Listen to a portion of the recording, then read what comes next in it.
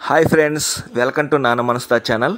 ఈరోజు నెల్లూరు జిల్లాలోని వలేటివారిపాలెం మండలం మాలకొండలో కొలువైన శ్రీ లక్ష్మీ నరసింహస్వామి ఆలయం గురించి తెలుసుకుందాం.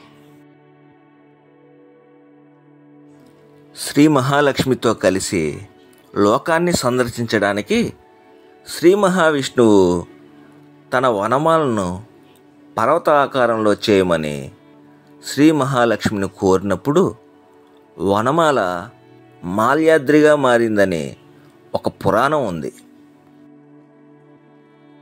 స్థల పురాణంలో అగస్త్య మహాముని ఈ మాల్యాద్రిపై తపస్సు చేశాడని, ఆ తపస్సుకు మెచ్చి స్వామి ఎర్రటి కాంతితో కూడిన జ్వాలారూపంలో ప్రత్యేకంగా మారాడని, అందుకే ఈ స్వామి జ్వాలా నరసింహునిగా ప్రసిద్ధి చెందాడని చెప్పబడింది.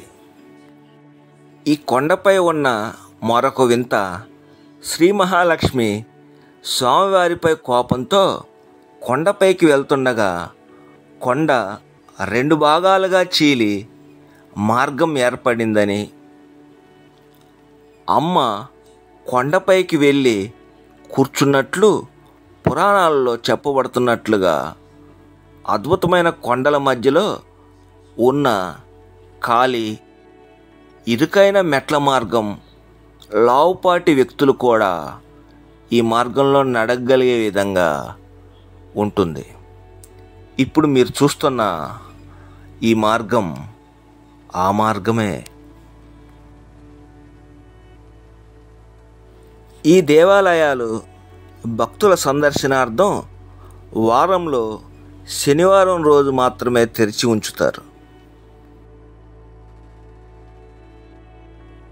శనివారం ఈ ఆలయంలో పాంచరాత్ర ఆగమం ప్రకారం పూజా కార్యక్రమాలను నిర్వహిస్తారు. ఈ వీడియో కనుక మీకు నచ్చినట్లయితే ఈ వీడియోను ఒక లైక్ చేయండి, అలాగే ఈ ఛానల్ని సబ్స్క్రైబ్ చేయండి. Thank you.